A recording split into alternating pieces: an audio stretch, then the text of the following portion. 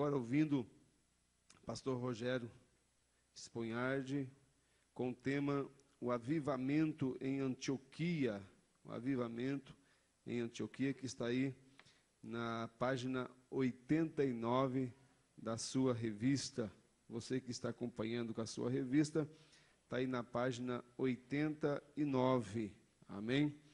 E eu tenho certeza que Deus tem algo especial para as nossas vidas aqui hoje, em nome de Jesus Cristo. Amém? Vamos receber pastor Rogério com uma forte salva de palmas nessa noite, em nome de Jesus.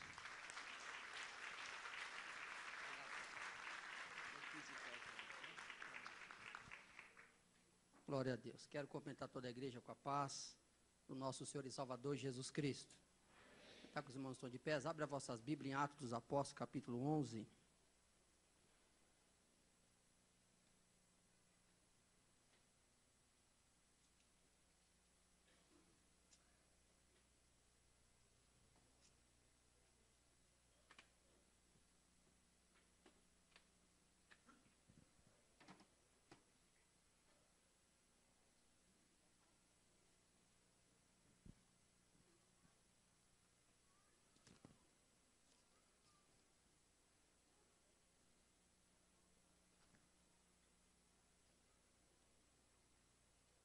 Versículo 19, vamos ler até o versículo número 30. Eu vou estar lendo, os irmãos acompanhem vossas Bíblias. Atos capítulo 11, versículo 19, versículo 30, que diz assim: E os que foram dispersos pela perseguição, que sucedeu por causa de Estevão, caminharam até a Fenícia, Chipre e Antioquia, não anunciando a ninguém a palavra, senão somente aos judeus. E havia entre eles alguns varões de Chipre e de Cirene, os quais, entrando em Antioquia, falaram aos gregos, anunciando o Senhor Jesus. E a mão do Senhor era com eles, e grande número creu e se converteu ao Senhor. E chegou a fama destas coisas aos ouvidos da igreja, que estava em Jerusalém, e enviaram Barnabé até Antioquia, o qual, quando chegou e viu a graça de Deus, se alegrou e exortou a todos, a que com firmeza de coração permanecessem no Senhor, porque era homem de bem e cheio do Espírito Santo e de fé, e muita gente se uniu ao Senhor. E partiu Barnabé para Tarso a buscar Saulo, e achando-o, o conduziu para Antioquia. E sucedeu que todo um ano se reuniram naquela igreja, e ensinaram muita gente em Antioquia. Foram os discípulos pela primeira vez chamados cristãos. Naqueles dias desceram profetas de Jerusalém para Antioquia, e levantando-se um deles, por nome Ágabo, dava a entender pelo Espírito que haveria uma grande fome em todo o mundo, e isso aconteceu no tempo de Cláudio César. E os discípulos determinaram mandar, cada um conforme o que pudesse, socorro aos irmãos que habitavam na Judéia. O que eles com efeito fizeram, enviando aos anciões por mão de Barnabé e de Saulo. Ainda abre a tua Bíblia em Ezequiel, meu irmão. Ezequiel capítulo 47, eu vou fazer um paralelo nesta noite. Ezequiel capítulo 47, versículo de número 1 ao 5. Louvado seja o nome de Jesus. Ezequiel capítulo 47, versículo 1 ao 5, que diz assim: Depois disso me fez voltar à entrada da casa, e eis que saíam umas águas de debaixo do umbral da casa para o oriente, porque a face da casa olhava para o oriente, e as águas vinham de baixo, desde a banda direita da casa, da banda do sul do altar. E ele me tirou pelo caminho da porta do norte, e me fez dar uma volta pelo caminho de fora, até a porta exterior, pelo caminho que olha para o oriente, e eis que corriam umas águas desde a banda direita.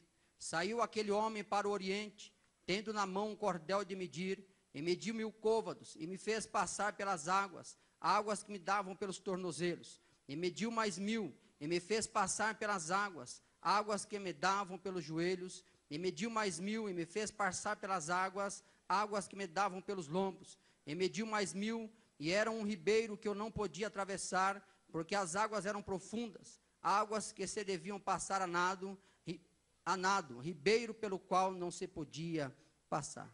Feche os teus olhos, vamos orar ao Senhor. Senhor nosso Deus e nosso Pai, e no nome de Jesus, papai, que nós queremos te agradecer por mais uma oportunidade que temos de poder estar na tua casa para aqui buscar a tua face, para te adorar, para bendizer o teu nome. Te dou graças, ó Deus da glória, porque nos deste esta condição, nos deste saúde nesta noite. Pai, muito obrigado pela oportunidade de poder ministrar a tua palavra. Pai, aqui está o teu povo, a tua igreja amada, querida, adquirida pelo teu sangue na cruz do Calvário. Deus, que eu venha ser agora um instrumento nas tuas mãos nesta noite, para ministrar a tua palavra. Tu sabes de todas as coisas, conhece o coração, conhece a igreja é tua, pertence ao Senhor. Pai, fala conosco, aqui que precisamos ouvir nesta noite, Senhor. Quero te louvar também ao Pai, prevendo do pastor Pedro Zequini, que vai vir após mim ministrar a tua palavra. Ser conosco nesta noite, Senhor. Nós já te agradecemos pela vitória, pelas bênçãos alcançadas neste dia, Senhor. E hoje estamos diante da tua presença, para nos alimentar agora da tua palavra, que é viva, é eficaz, é poderosa, e tem poder para trazer transformação e para trazer avivamento. Senhor, fica conosco, ser conosco, continua conosco, e que toda honra, que toda glória, que todo louvor continue sendo dado ao teu nome. É o que eu te peço em nome de Jesus Cristo, amém. Podeis assentar, igreja. Quero louvar a Deus, agradecer em primeiro lugar ao Senhor Jesus, pela oportunidade que nos concede poder cultuá-lo nesta noite. Se você está aqui nesta noite, é porque o Senhor permitiu você estar aqui, porque até aqui o Espírito do Senhor te guiou e te trouxe neste lugar, e que você nesta noite, como eu também, possamos estar com os ouvidos espirituais abertos, para estar ouvindo assim a voz do Senhor. Eu quero aqui também agradecer ao pastor Genício, pela oportunidade, me sinto honrado pelo convite, de poder pela primeira vez, confesso aos irmãos, estou um pouco nervoso aqui, mas de poder ministrar a palavra de Deus, para mim é uma honra, é uma alegria muito grande, de poder falar do amor de Deus, falar algo da palavra de Deus. Quero também, né, mesmo na ausência, parabenizar o pastor Zé Elia Cross pela maestria, né, os livros que ele elabora, que ele escreve, são verdadeiras lições espirituais para nossas vidas, e que nos dá muito crescimento. Eu confesso, irmãos, que aprendi bastante, assim, buscando algo sobre este avivamento em Antioquia, é o meu tema nesta noite, é a matéria que eu vou ministrar nesta noite, e aprendi bastante e tenho aprendido a cada dia, porque a palavra de Deus é uma fonte inesgotável de conhecimento, e quanto mais você busca, mais você acha, quanto mais você tira do poço, mais tem para você tirar. Mas eu quero louvar a Deus, que os irmãos continuem orando por mim, para que Deus venha nos abrir a porta da palavra nesta noite. Meus irmãos, eu quero aqui dividir em 4 tópicos aqui, a lição já está dividida em 4 tópicos, mas eu quero aqui fazer menção sobre a introdução e assim decorrer sobre o tema que me foi dado. Avivamento em Antioquia. Eu não vou falar sobre avivamento, que os irmãos já foi falado muito sobre o que é avivamento, no modo mais simples, é tornar a dar vida, tornar a ter vida, melhor dizendo. Quando você entra na introdução aqui, que o escritor escreveu, ele trouxe um breve relato sobre a história dessa cidade chamada Antioquia, onde se situava, onde estava essa cidade. Essa cidade não tinha somente essa cidade com esse nome, mas tinha também aqui mais 16 cidades que tinham o mesmo nome, Antioquia. E dessas 16 cidades, eu estive ali lendo algo sobre essa cidade, 2 nós podemos destacar como as 2 cidades mais importantes que levaram esse nome. Uma delas, Antioquia da Pisídia, e outra é Antioquia da Síria, a qual nós vamos estar ministrando nesta noite. Esta cidade aqui, ela estava em Jerusalém, aproximadamente 500 quilômetros, longe de Jerusalém.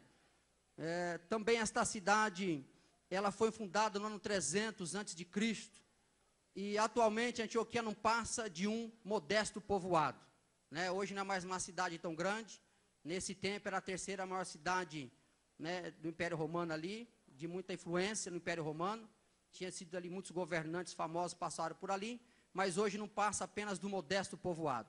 Mas para nós que servimos a Deus, para nós que temos o nosso Senhor como Salvador, para nós que entendemos que avivamento é necessário, que sem avivamento não há cristianismo, nós entendemos e sabemos que essa igreja, para nós, será conhecida sempre como a igreja missionária por excelência. Na minha ministração vou falar um pouco sobre missão também, está nos tópico 4. Então, esta igreja, ela foi tida como um exemplo de missões. Essa igreja, naquele tempo e até hoje, quando você lê o relato de Atos dos Apóstolos, capítulo 11, você vê as qualidades, as qualificações que essa igreja tinha como uma igreja missionária. E quando você olha para os dias atuais, no tópico 4 nós vamos explanar um pouco sobre isso, mas sou uma igreja que continua sendo uma igreja que nós podemos como entendimentos, como história, uma igreja, para nós continua sendo uma igreja por excelência, uma igreja missionária, para nós aprendermos como é que se faz missão, como é que a igreja tem que se portar. E dentro desse breve histórico dessa cidade, né, está na sua introdução, na página que já foi dito, na página 89, eu vou correr um pouquinho, para nós chegarmos às lições dos textos que foram passados, porque o tempo é bem breve. Mas para mim é bastante, né? 50 minutos é bastante tempo, mas eu vou procurar me resumir aqui. O tópico fala assim, o avivamento que se espalha. Olha que algo maravilhoso. A igreja primitiva em Jerusalém, quando Jesus deu para ela uma incumbência, né? E está em Atos capítulo 1, versículo 8, e recebereis a virtude do Espírito Santo, e ser-me-eis testemunha tanto de Jerusalém, como em toda a Judéia e Samaria até os confins da terra. Esta igreja de Jerusalém não tinha falha alguma. Era uma igreja de Atos 2:42, andavam unânimes na oração, no partir do pão, na comunhão, eram os irmãos que se amavam uns aos outros, não tinha problema naquela igreja.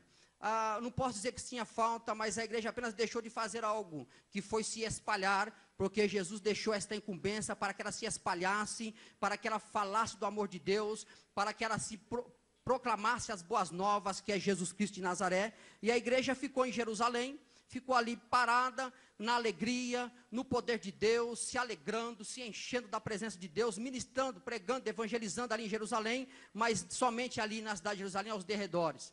E aí aconteceu algo, houve uma perseguição e houve uma dispersão, ou seja, o povo foi disperso, e por causa daquela perseguição, quando Estevão foi martirizado, Atos capítulo 8, primeiro mártir, Estevão foi martirizado, então houve uma grande perseguição contra a igreja, então a igreja se viu obrigada a se espalhar, né? O texto vai dizer que só ficaram os apóstolos na cidade, alguns cristãos, mas uma grande parte se espalhou por vários lugares, e chegou aqui até Antioquia da Síria.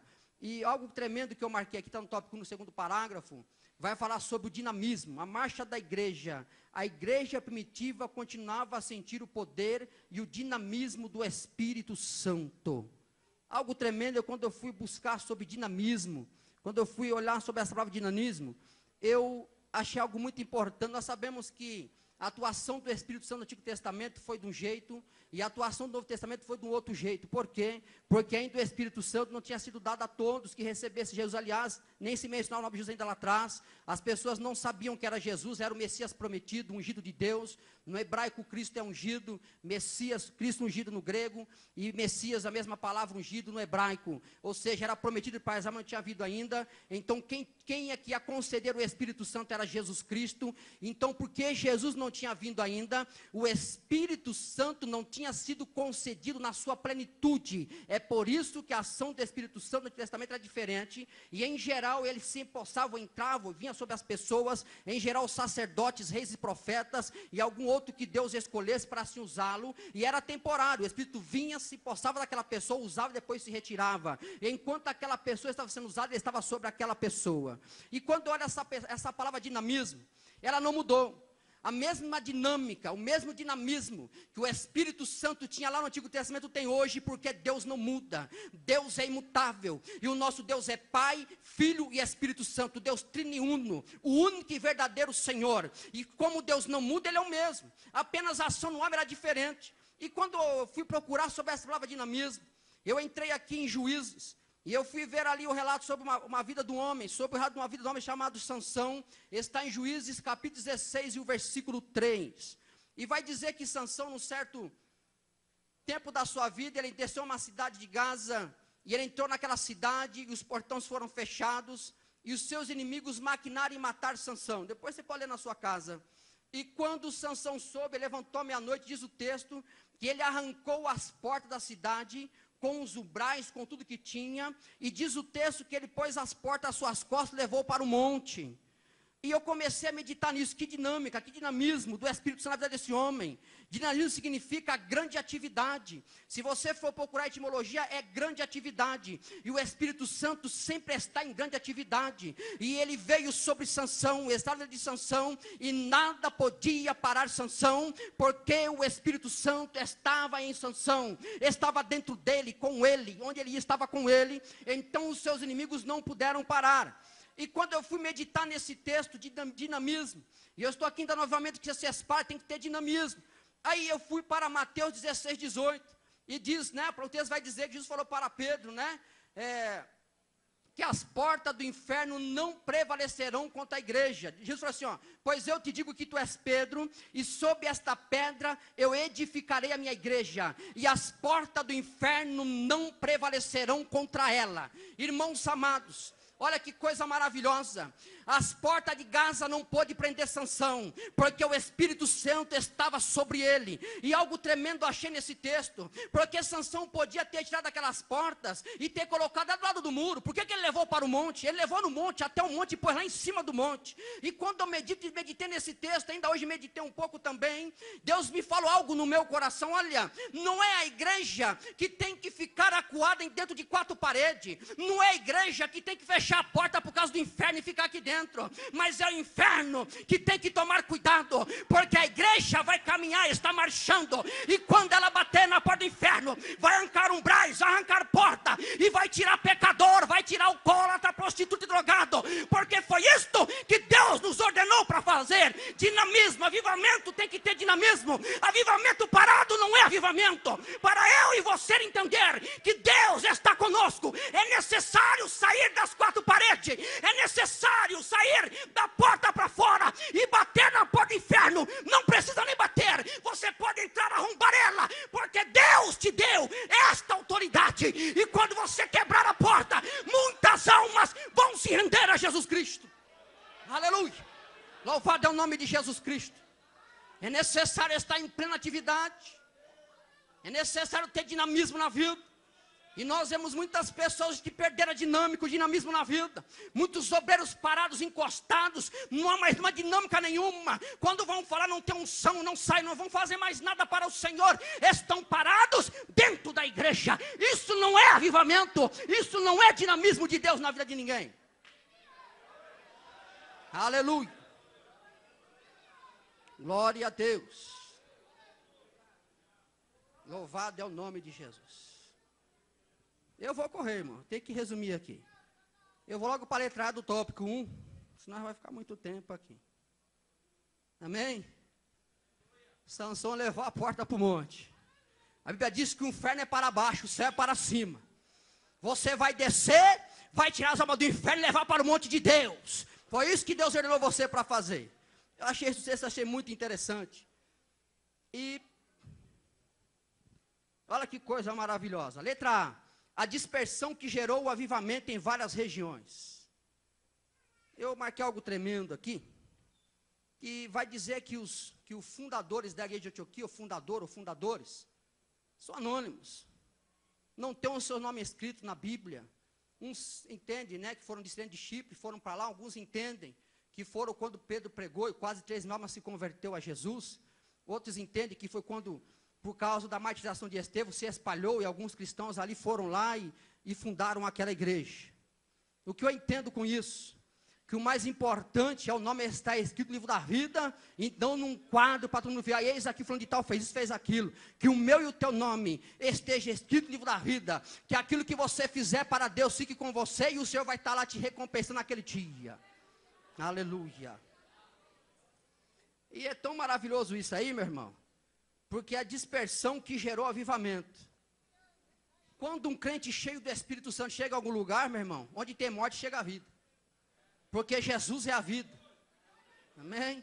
Esse mundo, a Bíblia diz que o mundo jaz, no marido jaz é que está morto. Então onde você chegar, chega com a autoridade de Deus, porque você tem a presença do Espírito Santo em você. Aliás, ele mora em você, você é templo dele. Então onde você chegar, meu irmão, onde tiver morte, vai chegar a vida, porque a vida está em você, que é Jesus. Então onde você chegar, para onde você for, entenda de uma coisa, vai gerar avivamento. Olha que algo maravilhoso.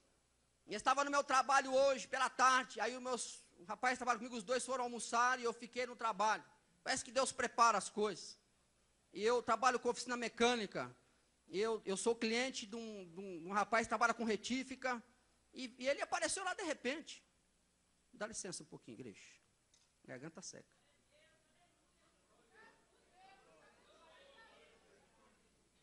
E é tão maravilhoso que Deus, eu vejo Deus trabalhando de forma especial. Que esse homem chegou no meu trabalho e ficou rodeando, eu cheio de serviço hoje. E aí ele ficou dando uma rodeada e eu falei, Jesus, e agora, né? E ele rodeou e não ia embora. Aí eu peguei, larguei tudo e falei, tudo bem, Kleber, como é que vai? Ele, tudo bem. Eu até convidei ele para estar aqui. Se ele está aqui nesta noite, se ele estiver aqui, não sei se ele está por aqui. E eu falei, está tudo bem, eu comecei a conversar, falei, o serviço está devagar para mim e tal, começou a falar. E aí eu comecei a ministrar Jesus para ele. E falei, olha, a esperança de vida eterna o mundo não tem. Nem a riqueza, nem nada pode dar isso, essa alegria. Mas quem tem Jesus, esteja onde estiver, ele tem esperança, tem certeza de vida eterna e tem a alegria do Espírito Santo na vida dele. E fui ministrando com ele. Eu quero dizer com isso bem breve, que aonde você estiver, Deus vai usar você. Onde você for, você é um canal de bênção de Deus na vida dessas pessoas. Por onde você andar, por onde você passar, entenda, Deus está com você e quer usar você. Estes homens e mulheres que foram dispersos, aonde chegaram foi gerando avivamento, porque eram cheios do poder de Deus. E quando eu vou descer na dispersão ainda, no tópico A, aí vai falar sobre o território da Fenícia.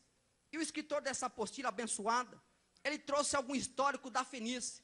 E ele vai frisar bem aqui sobre Elias, quando Elias falava no monte Carmelo, e ali no monte ele desafiou os 850 profetas, 450 de Baal e 400 de Azera, ou vice-versa. E ele desafiou os profetas, e aí eu fui ver, estudar sobre Baal, alguma coisa de onde vem, e aí eu achei algo assim, interessante. Lá em 1 Reis, capítulo 16, versículo 31, vai dizer lá o versículo, que Jezabel, ela era filha de Etibaal, rei dos Sidônios. E quando você vai para o mapa, Sidom, ele ficava nos termos da Fenícia. Ou seja, essa mulher chamada Jezabel, ela veio de Sidom, que era um termo da Fenícia, e trouxe com ela toda a idolatria para Israel. Toda a idolatria para Israel. Então, esse território chamado da Fenícia era um território pagão, que adorava-se deuses que não eram deuses verdadeiros. Tinha várias entidades lá de Deus, Baal e tantas outras coisas. Então, o escritor vai trazer algo sobre essa história. E aí eu quero agora, nesta hora, dar uma parada aqui. Eu li Ezequiel capítulo 47, e eu estava meditando e Deus ministrou no meu coração. Meu irmão, o rio de Deus veio correndo através dos séculos, através dos milênios, passou por vários lugares, chegou até aqui, ainda vou chegar até aqui, mas eu quero apenas parar até Antioquia da Síria, depois nós vamos caminhar um pouquinho e chegar aqui no tópico 4, mas olha o que eu quero trazer para você e para mim nesta noite. Quando Elias vai lá no monte e desafia os profetas, e Deus é com Elias, e Elias vence todos eles, pelo poder do Espírito Santo que estava nele. E aquele território, o próprio Elias falou desse território, um território pagão, um território que não tinha Deus verdadeiro, um território que estava em escuridão e em trevas. Mas quando, meu irmão, o rio de Deus chegou lá, que era Antioquia da Síria, agora muito depois, na Fenícia, aconteceu algo maravilhoso, sabe por quê? Houve uma grande transformação, um território que era pagão, que não conhecia o único Deus verdadeiro de Israel, agora veio a conhecer o Deus vivo, o Deus todo-poderoso. Sabe por quê? Porque o rio de Deus chegou em Antioquia da Síria, o rio de Deus passou na Fenícia, e aonde chega o rio de Deus, há avivamento. E dentro desse ponto, eu quero aqui abrir um parênteses e falar sobre Ezequiel 47 bem breve, porque meu tempo é curto. Mas olha que coisa maravilhosa. Quando Ezequiel foi um profeta do exílio, foi um profeta que Deus levantou para encorajar a Israel no exílio, porque Israel estava desanimado. E se passava muitas coisas pela cabeça dos israelitas, porque Israel foi para o cativeiro. O que eles podiam pensar? Deus perdeu. Deus não teve condição de ganhar essa guerra para nós. Deus perdeu para os deuses da Babilônia. E aí eu estive estudando um pouquinho sobre esse texto, e alguns historiadores vão contar que Ezequiel teve uma visão, e dentro dessa visão, ele contemplou um açude de cristal, e debaixo desse açude, haviam várias, deixa eu ver se eu acho aqui que eu marquei bem bonitinho, havia vários seres mitológicos, que representavam deuses da Babilônia. E o Deus que era o mais importante para eles era o Deus chamado Mardu, Deus com Deus minúsculo. E também Ezequiel contemplou que havia um trono acima desse açude de cristal, e assentado nele estava Jeová, o Deus de Israel. O povo olhava para aquele lugar e falava: olha, Deus não teve condição de vencer por nós. Quando você pode abrir a tua Bíblia, está em Ezequiel, capítulo 36, versículo 23, vai dizer o texto que as nações pensaram que Deus não teve poder para dar vitória para Israel. Deus não conseguiu, Deus perdeu para Mardu, Deus perdeu a guerra, mas Deus mostrou para Ezequiel que Deus, mesmo povo indo para o cativeiro, Deus mostrou para Ezequiel que o rio de Deus não ia parar de correr. Ezequiel contemplou Jeová num trono. Saiba de uma coisa, meu irmão, Deus mostrou para o povo que mesmo o povo em rebeldia e pecado, Deus foi com o povo para o cativeiro, e que um dia Deus ia trazer o povo de volta, e encher de novo Israel, Jerusalém da sua glória. Saiba de uma coisa, meu irmão, agora eu vou entrar nas lições, mas olha um breve resumo apenas. O que eu entendo com isso, que na Fenícia o povo estava em escuridão por causa do pecado. O pecado tinha obscurecido aquele povo da Antioquia, da Síria. O povo não tinha conhecimento de quem era Deus. Mas saiba de uma coisa, um dia o rio de Deus, o rio que sai do trono de Deus, chegou a Antioquia da Síria. Jesus certa vez estava na festa e falou: olha, se levantou. O João 7,38 disse que o rio é ele, o rio ia correr dele, e o rio é o Espírito Santo, e o Espírito Santo está aqui nesta noite para fluir na minha e na tua vida, para se encher de poder, para você entender, meu irmão, que a única coisa que pode fazer você perder uma guerra é o pecado que você comete. Abraço, de Comanássia. Sabe o que acontece, meu irmão? Há muito crente derrotado, porque o pecado tem dominado ele. Certa vez Caim queria matar Abel. Está em Gênesis capítulo 4. E Deus veio para quem falou: Caim, o pecado já as portas, cabe a te dominá-lo, se ele vai dominar você, Caim.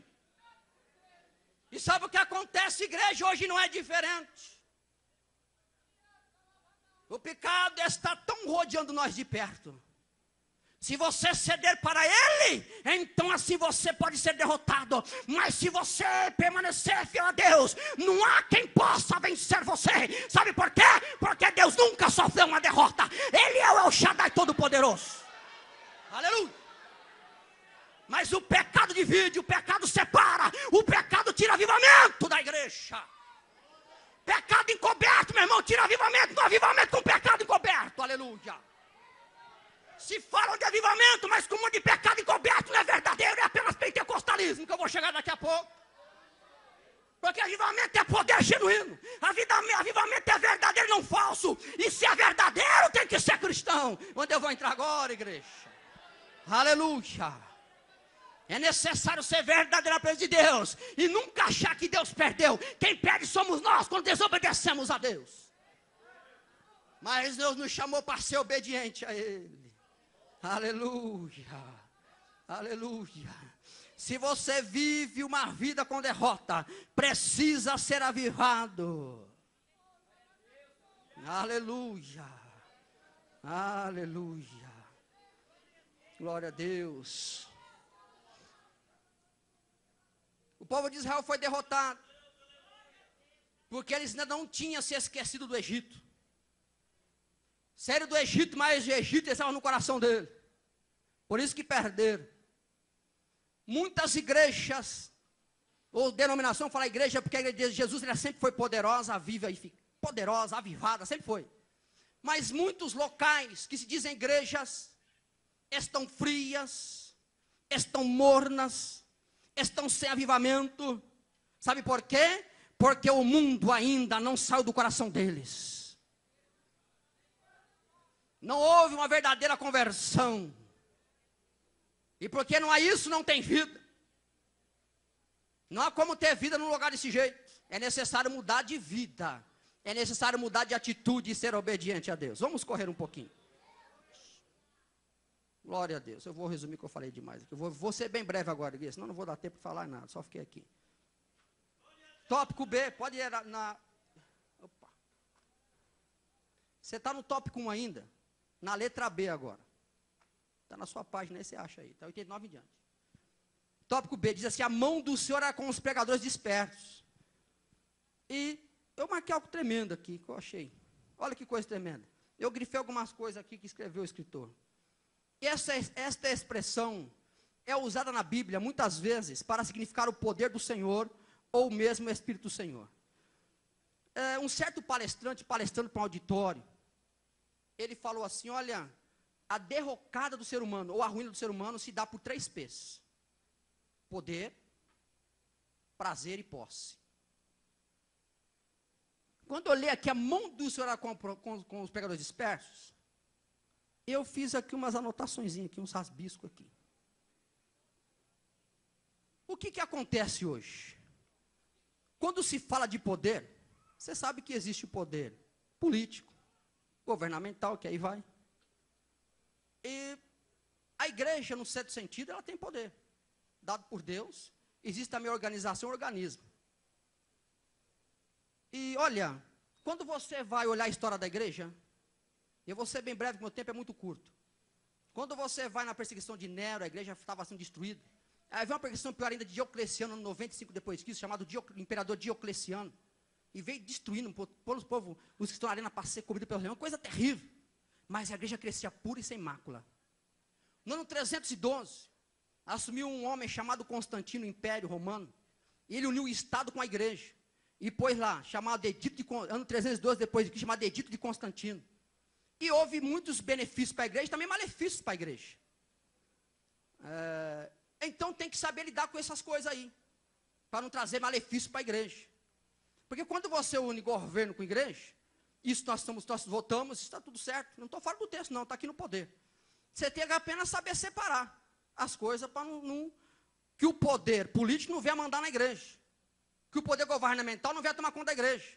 Que deputado não toma conta da igreja, nem governador. Que toma conta da igreja é pastor da igreja. E porque poder de Deus é diferente. Eu vou resumir rápido, porque não tem muito tempo. Então o poder derruba, pelo poder para se querer os prazeres. E o prazer você vê descancarado nesse mundo afora, a prostituição, tantos prazeres da carne querem viver. E por aí para ter posse. Posse quer dizer possuir bens. Posse tantas coisas, fazem de tudo para ter essas 3 coisas, 3 P's. E eu comecei a meditar, eu falei, mas Jesus, mas aqui fala uma coisa muito, muito melhor e maravilhosa. O poder do Espírito Santo. Também há 3 P's para a igreja. Poder do Espírito Santo, prazer na lei de Deus, Salmo 1 e 2, e posse da vida eterna. É necessário ter poder de Deus. É necessário, meu irmão, poder do Espírito Santo. Porque esse poder é genuíno.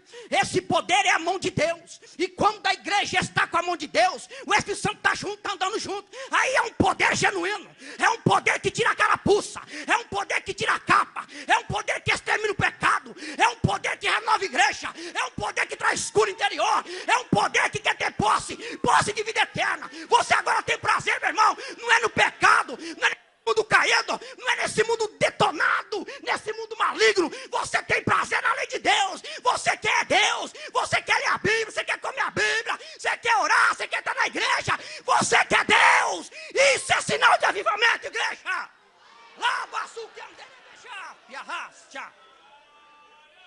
Mas tem trocado o poder de Deus pelo poder monopólio humano. Isso não funciona. É necessário o poder de Deus na igreja. Aleluia! Eu louvo a Deus que Deus tem nos dado esse poder. Eu louvo a Deus que o Espírito Santo é dono desta igreja. Eu louvo a Deus que o Espírito Santo dirige esta igreja. Eu louvo a Deus que o Espírito Santo está aqui nesta noite. Aleluia!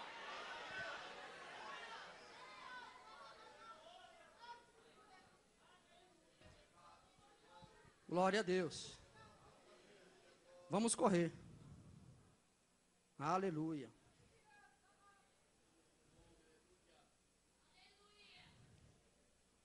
Pular isso aqui.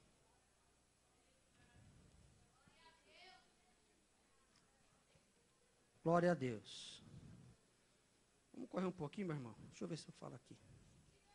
O tempo corre. Eu estou aprendendo ainda. Aí tem um tópico aí. O tópico 1, a letra B, já falei. Vamos agora para o tópico 2. Amém? Tópico 2. Achei. a fama do avivamento de Antioquia chega a Jerusalém.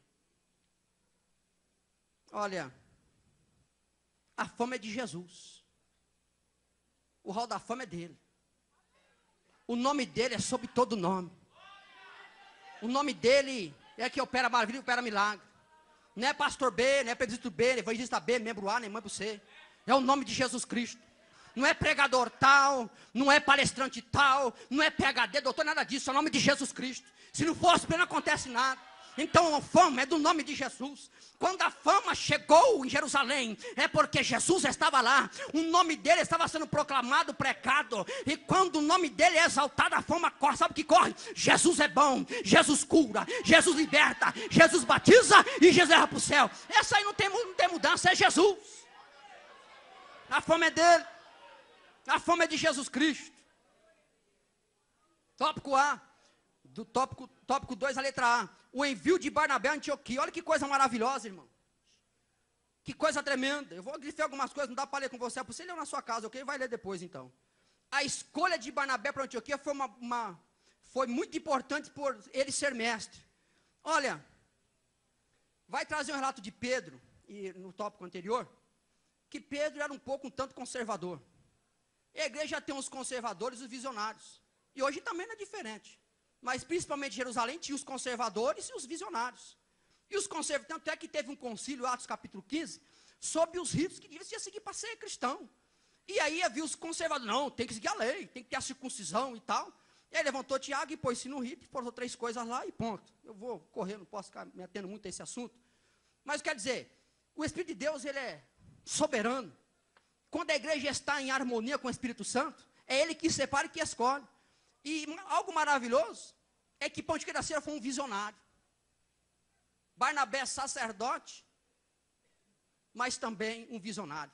Levita, da tribo de Levi, mas não era um conservador, era um visionário.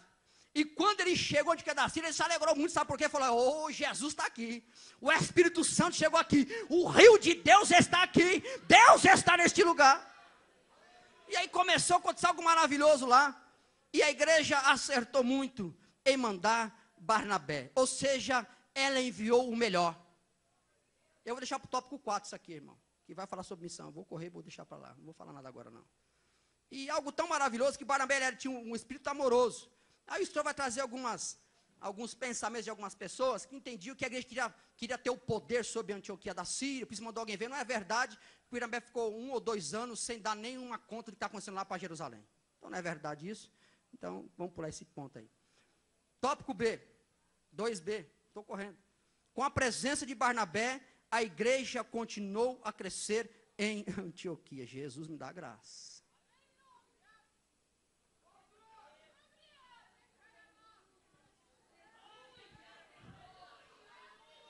Eu estou falando isso porque eu estou pastorando a igreja, irmão. E eu falo, Jesus querido, vou falar agora, se o negócio for para estreitar tudo também. Tem que estreitar a quarto por 2 lados. Obreiro vai para a igreja e rebenta com a igreja, fale ela, irmão. Vai se consertar com Jesus.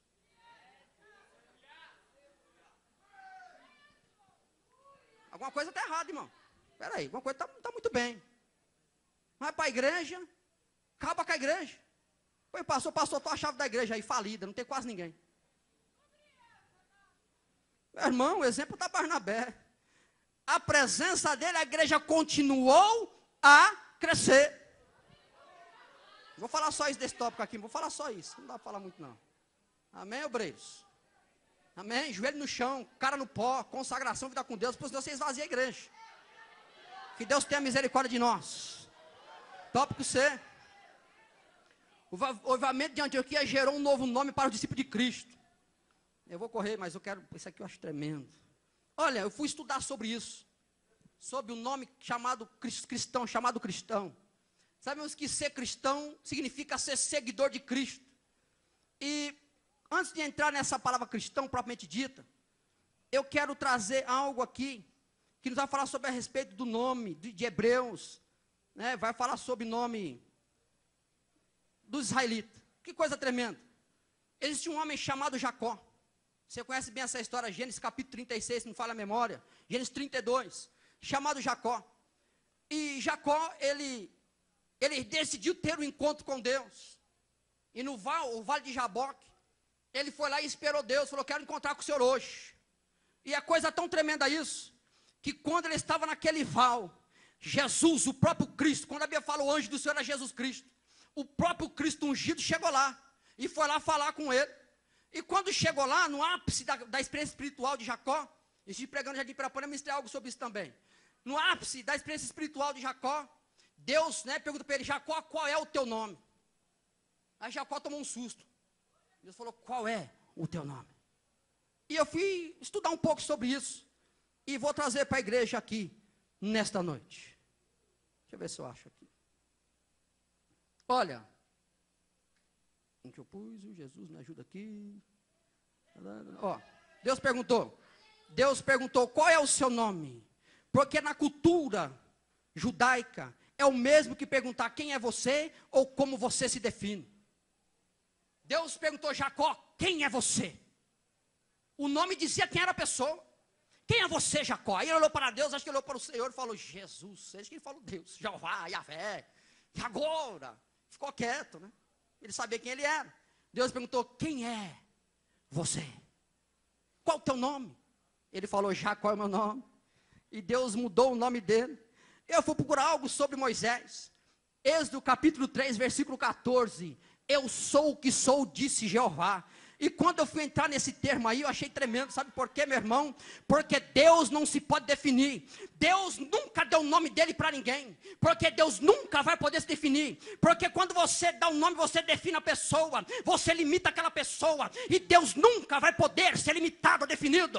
É por isso que Deus falou para Moisés, eu sou o que sou. Deus não falou A nem B. Ele falou, eu sou o que sou. Sabe de uma coisa, meu irmão? Somente o homem é limitado. Somente o homem é tido quem ele é diante de Deus, mas nunca Deus diante do homem, porque Deus é infinito, porque Deus é todo poderoso, e nunca ninguém, nem ninguém, no céu, na terra, embaixo, em lugar nenhum, vai poder definir quem é Deus, porque Deus é o eu sou o que sou, mas o homem precisa ser definido com Deus, para saber quem ele é.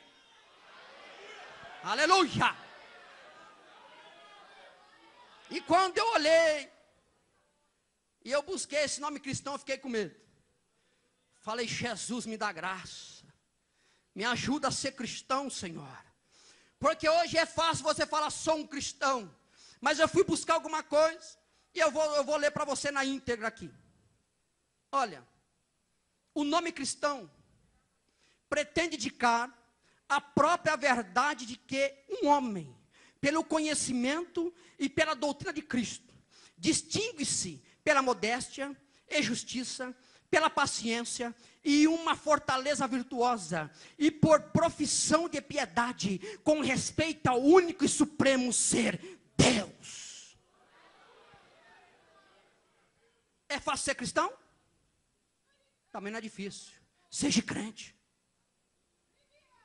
Não seja meia boca. Não seja de qualquer maneira. Não tem nome de cristão apenas por rótulo. Mas seja mesmo cristão. Seja íntegro. E quando você vai para essa palavra cristão, Cristo, já falei aqui no início da minha fala, significa ungido. E nisso você vai no Testamento, tem essa palavra. Porque diz o texto, não toqueis no meu ungido. Então não toqueis nos meus cristos. Tinha essa palavra lá.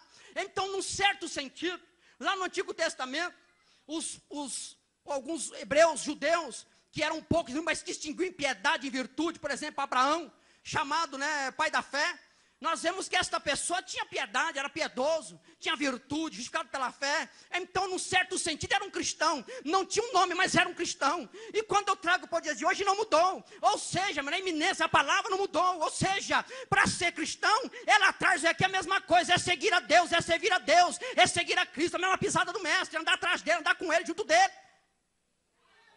Agora eu digo que sou cristão, mas não condiz a minha vida com cristão. Porque falar cristão aqui dentro é muito fácil. Mas e quando você está sozinho, ninguém te vendo? Alguém diz que você quer se conhecer? Fique sozinho, só você e mais ninguém. E veja quem você é. Você sem ninguém que te conhece. Aí você vai ver quem você é verdadeiramente. Aí você vai saber se você é um cristão autêntico ou só tem um rótulo. Rótulo está cheio em muitas igrejas de denominação. Mas cristão tem bastante também.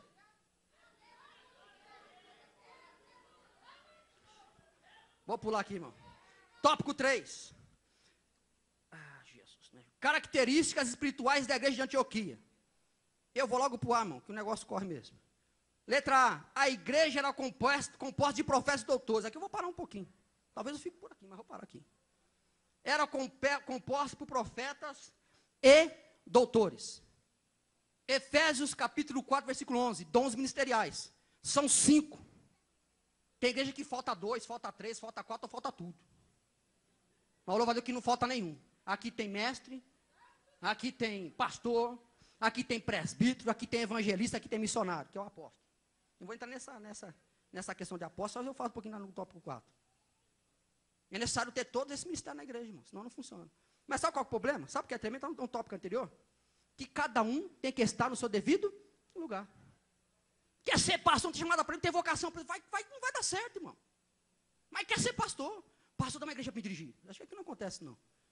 Igreja é para mim, pastor. Mas não tem nem vocação às vezes, irmão. Pede não, irmão. Fica na dispensação de Deus. Se for de Deus, vai chegar para você. Vamos me consagrar aí, pelo amor de Deus, para ser consagrado. Para com isso, irmão. Serve a Deus. O tempo de Deus vai chegar na tua vida. Se chegar, chegou. E fique em paz. Fique no lugar que Deus te colocar. Sirva ao Senhor, faça o melhor.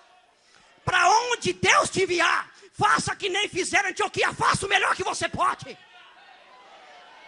Quando Barnabé chegou, era o melhor de Jerusalém, um dos melhores. Não fez o pior, fez o melhor lá. Trabalhou afinco mesmo. Mas o que tem de ovelha preguiçoso não está escrito, irmão. Eu louvo a Deus, no calor que isso não tem, não.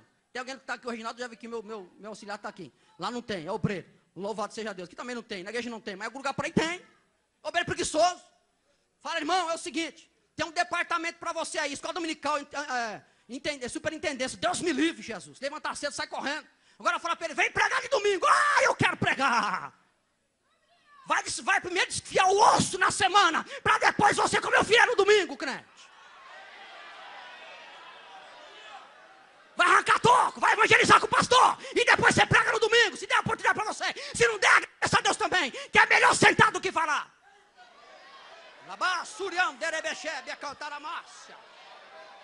Aleluia, louvado é o nome de Jesus.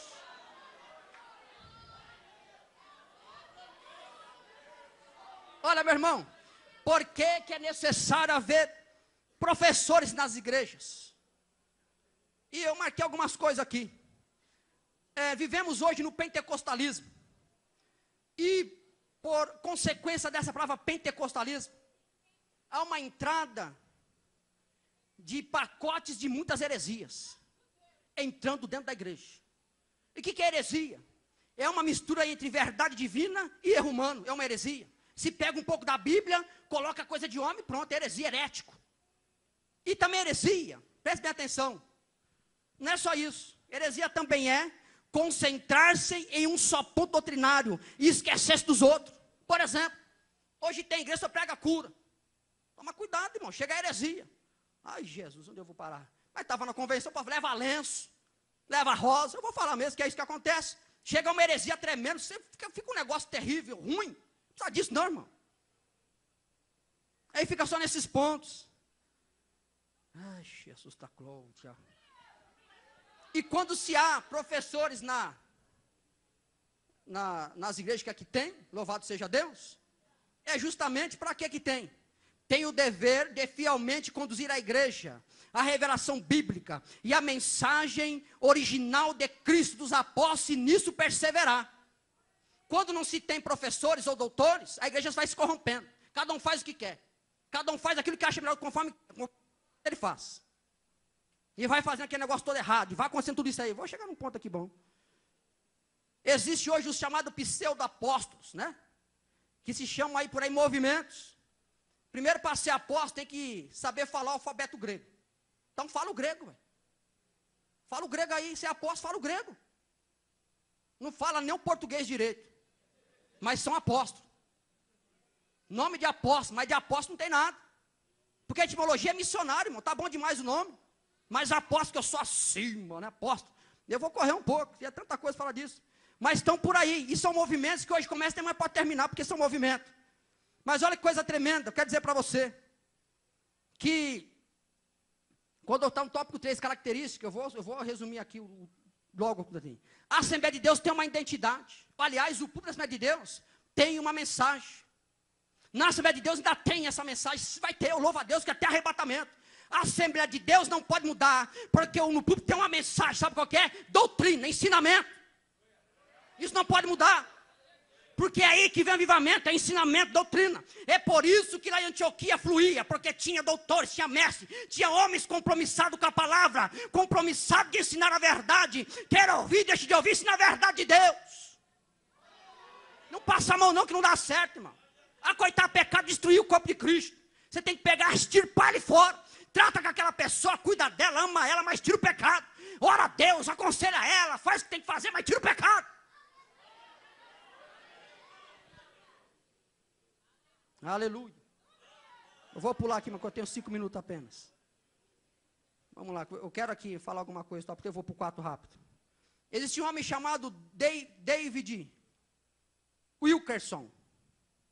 Esse homem aí, ele, certa vez, ele foi para o norte da Argentina, muito jovem ainda, e ele foi ali num culto de uma tribo indígena, e ele fazia parte de uma escola de missões. Existia um cacique lá que se tornou pastor, você recebeu Jesus, se tornou pastor, e existe algo de cultura, por isso que tem uma disciplina chamada missões transculturais, escola teológica para você e para mim também. Por falar nisso, eu vou abrir um parênteses aqui, rapidinho. Não vou deixar de falar, não. Porque a escola é sua aqui, irmão, da igreja. Vai ser particular em nome de Jesus. Ó, teologia. Muitas pessoas sobem no púlpito e falam mal de teologia. E não sabe ele que está fazendo isso aqui no púlpito agora. Ó, a palavra teologia vem do grego teologia com TH. Significa ciência dos deuses. Não é só estudo de Jesus, não, do Deus verdadeiro, do Deus falso também. É teologia. E diz assim, ó.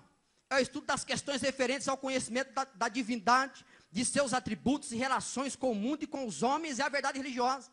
Quando fala atributo, vai indicar aspecto do caráter de Deus. Ou seja, se você quer estudar Deus, está fazendo teologia, de qualquer maneira você está fazendo. Tem uma escola aqui, não está bom, se matricule fácil, irmão. Que essa é na graça do conhecimento. Oséias 4:6, o meu povo foi destruído por lhe faltar o conhecimento. Oséias 6:3, conheçamos e prossigamos em conhecer ao Senhor. 2 Pedro 3:18, crescei na graça e no conhecimento de nosso Senhor e Salvador Jesus Cristo. Crescer, aprender. Então não fala não, irmão. Você está fazendo, quando você estiver pregando, você está fazendo isso, está fazendo teologia. Você vai fazer escola de casa, você vai fazendo teologia. É, estudo da palavra de Deus.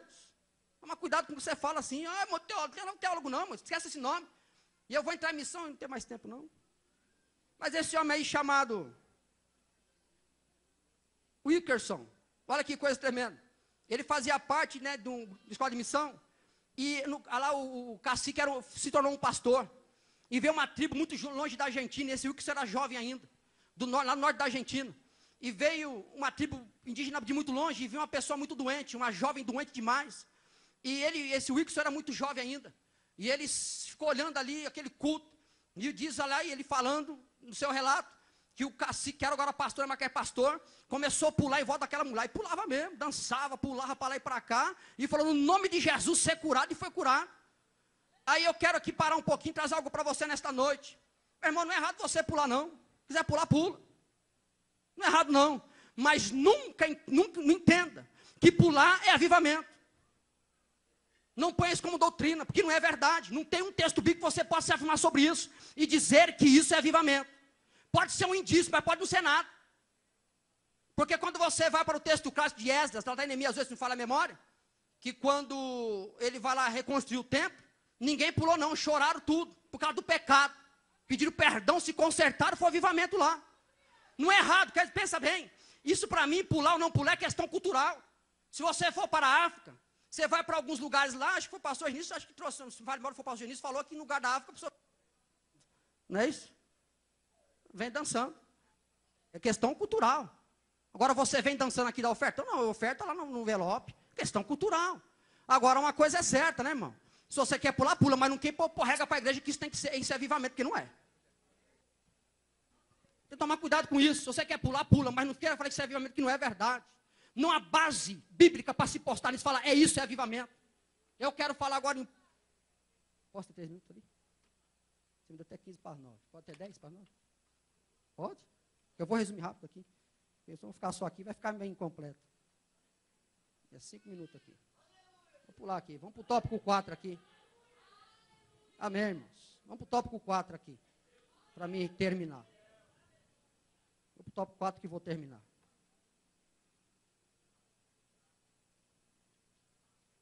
Tópico 4. Uma igreja avivada preocupa-se com missões. Olha. Aqui o escritor vai dizer também sobre o ídolo de Jesus. Vai falar que o Espírito Santo tem que ter lugar central na igreja. Vai falar que o obreiro não pode se enviar por si mesmo, a igreja tem que estar junto. Né? Porque tem obreiro que vai sozinho, né? E fala, vou fazer como eu quero. Hoje eu vou ser profeta, amanhã eu vou ser missionário, vai com o que ele quer. Não respeita pastor, não respeita, né, a igreja, faz o que ele quer. Eu não sei que obreiro que é esse aí, mas ele faz. E nós vemos aqui que Barnabé não fez isso. Ele esperou a igreja mandar. E quando estava de da Síria, quando eles foram para fazer missão, Barnabé e Paulo, eles esperaram, a igreja era unânime com ele lá, oraram por eles e falaram, vai. E hoje tem pessoa que faz o que quer. Mas dentro disso aí eu vou ser bem rápido.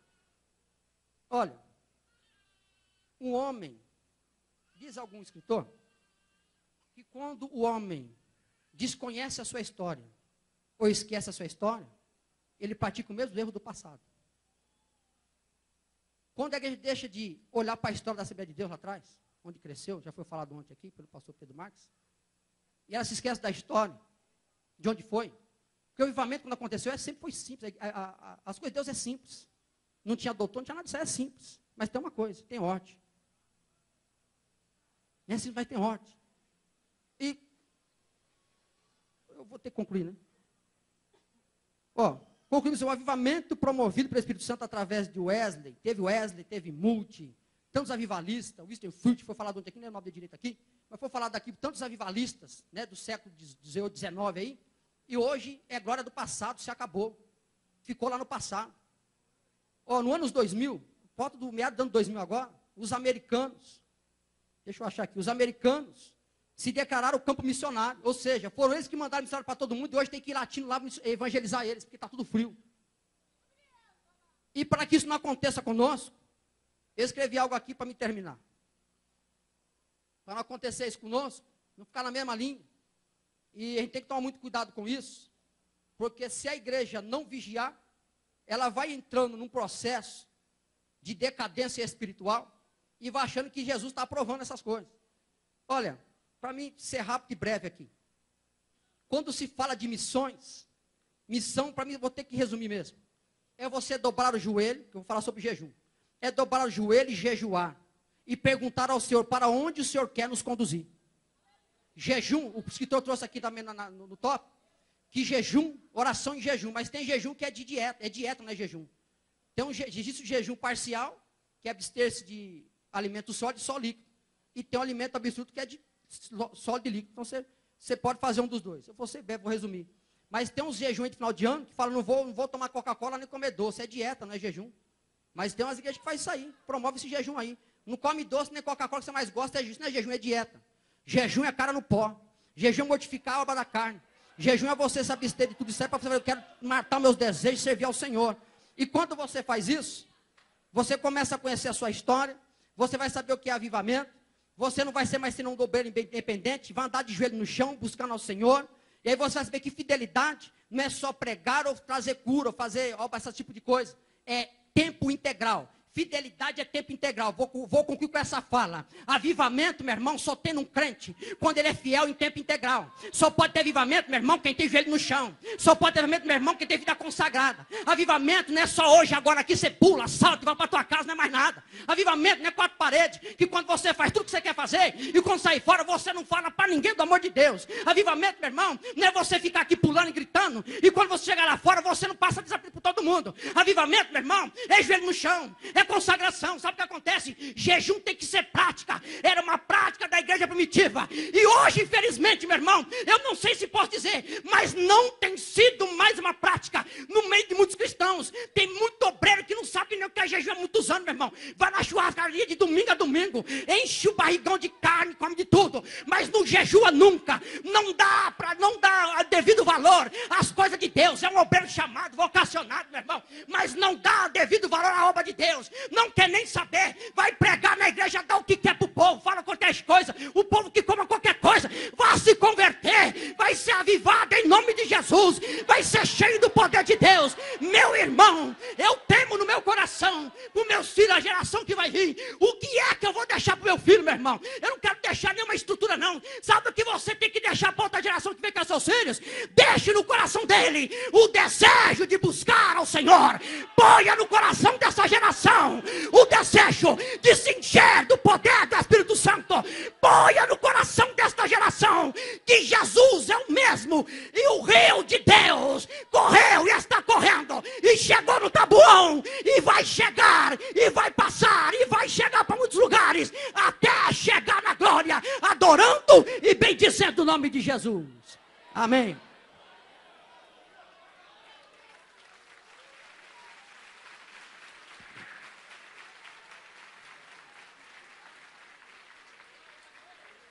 Se é para Jesus, pode bater mais forte, porque Jesus merece essa noite toda a honra, toda a glória, todo o louvor seja dado à pessoa de Jesus Cristo. Aleluia. Deus abençoe pastor Rogério pela ministração da palavra de Deus. Que Deus continue lhe abençoando grandemente a sua vida. Amém?